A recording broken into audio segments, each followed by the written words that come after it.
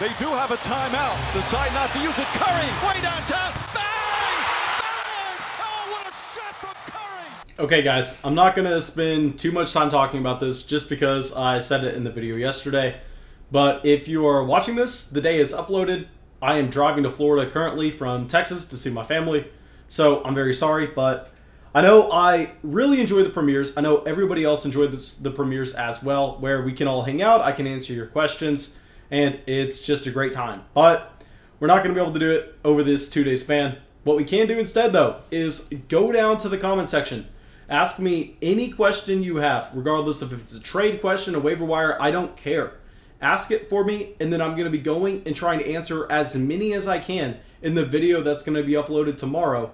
Yeah, we're just going to take those screenshots, put them on the screen, talk about it. Y'all know how we do it. We've done that video a ton. I'm probably going to make that one, instead of 10 minutes, probably going to bump it up a decent amount just because I want to make sure that I can get to as many of your questions as possible. So please go down there, leave your questions as well, drop a comment, subscribe to the channel if you have not already, and let's get into it. And let's talk about some players that over the past 30 days have been extremely hot, and whether or not we think that they are going to be able to continue this, if we should be trying to sell them high, if we should be trying to look to maybe buy them high, regardless of what it is. Let's go. And our first player we are going to talk about, oh my gosh, I wouldn't be able to tell you that this was going to happen. Whenever we said that you needed to trade for him a month ago, yes, I was excited, but how is it still happening? How is LaMelo Ball still taking over? Right now, if you're looking at value over replacement for your fantasy basketball leagues, LaMelo Ball in the past 13 days is, past 30 days is 13th. This is right behind Zach LaVine, Karl Anthony Towns. This is on a per game basis as well. This is ahead of Kawhi Leonard, Rudy Gobert, Kyrie Irving, Luka, Trae Young, Shea, Clinton Capella, Bam, LeBron James, Paul George, Devin Booker. I mean, LaMelo Ball has been on fire the past 30 days. He's 19 years old. If we are looking at the past 30 days, he's played 11 games. His minutes per game has actually come down from last time we talked about him. Now it's down, hovering around 33, but everything else is up. I mean, you were looking, he has a respectable field goal and free throw percentage for those category formats. Then in those point leagues, he is making close to 3 3-point shots a game, 19 points a game. But more importantly, y'all know in the video yesterday, I was talking about how what we're looking for is we are looking for respectable numbers at both rebounds and assists. And LaMelo has more than enough on both, where he's averaging 7 rebounds, 7 assists, and 2 steals a game. So here with LaMelo Ball, I understand he is going to cost a significant amount, but he's a player that we can pretty much lock in to play every single game during the fantasy basketball playoffs.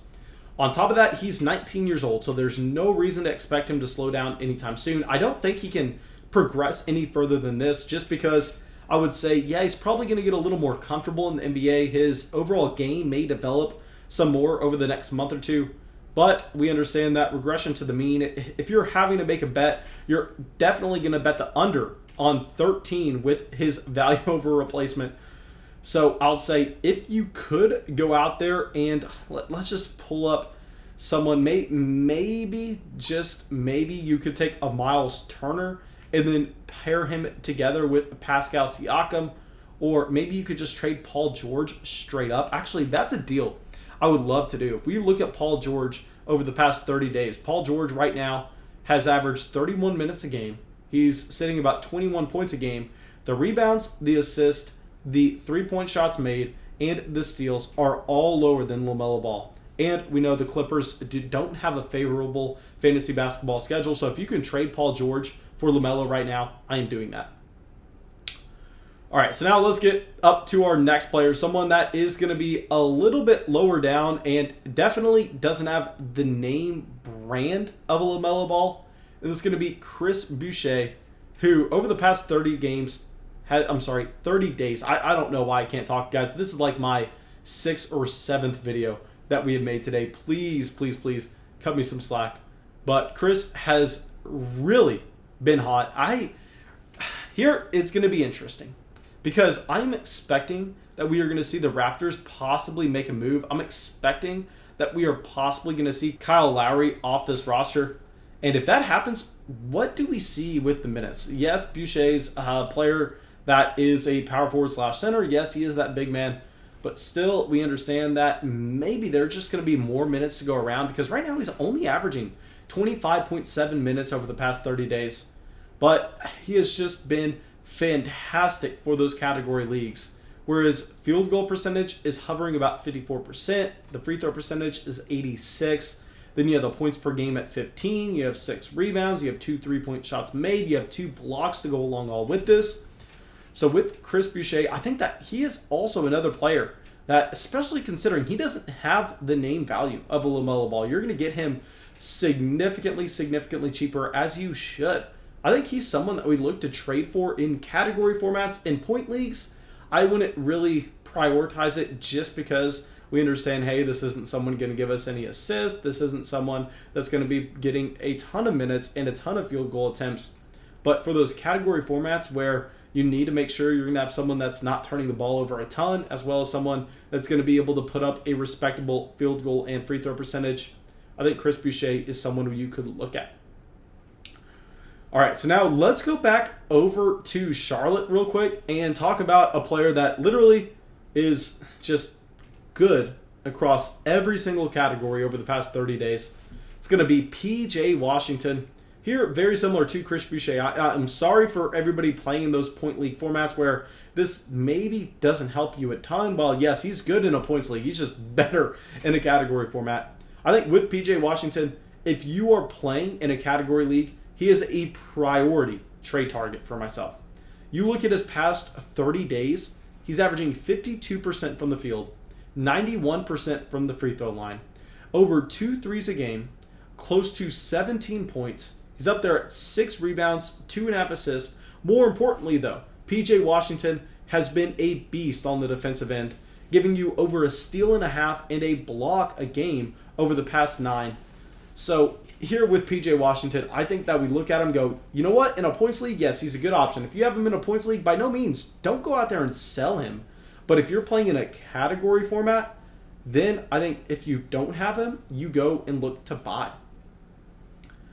Okay, so now let's go and talk about someone who has been absurd. Talk about someone who over the past 30 days is turning back into the bubble version of himself.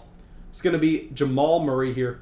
With Jamal Murray, he's played 13 games in the past 30 days. So you do the quick math on that. That is a ton of action. And he's played a lot of minutes to go along with that. And we know that's one good thing that we like to see when you're drafting those younger players, when you're drafting the guys that you know they can put miles on those legs. You're not going to have to worry about them resting on back-to-backs. You're not going to have to worry about them having a minutes restriction.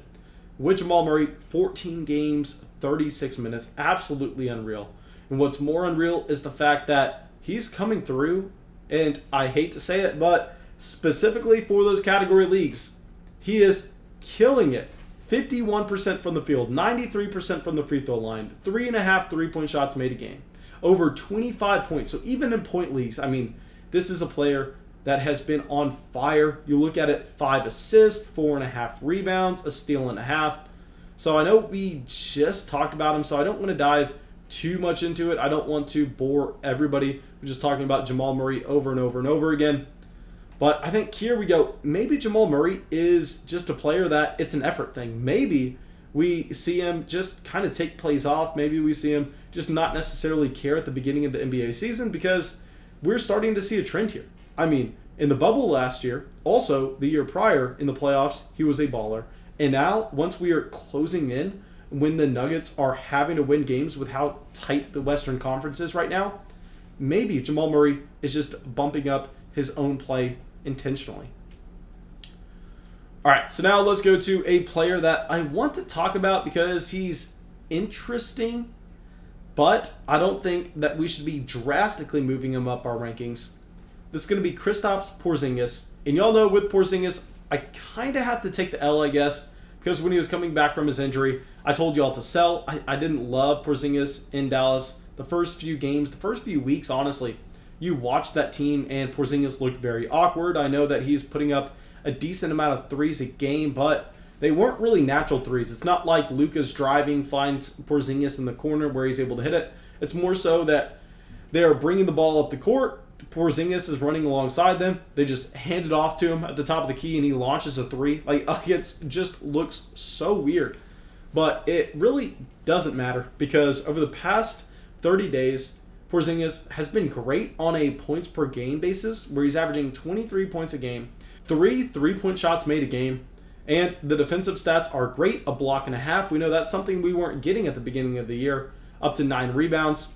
But what I will say with Porzingis, and the reason why we aren't aggressively trading for him, is he's only played 7 games in the past 30. This is still a player that is the exact opposite of a Jamal Murray. You're not going to be able to count on him every single night for a decent amount of minutes. Clearly, this is why you're going to be avoiding players like this when we get into drafts next season. Because, yeah, even if his per-game averages are great, we understand that if he's not playing that many games, it doesn't mean a whole lot. Now, thank you guys. I really hope y'all enjoyed this video. I'll be back with the premiere tomorrow, so make sure you're subscribed, have that bell hit, and comment any questions you have because I'll be answering trade questions in that video.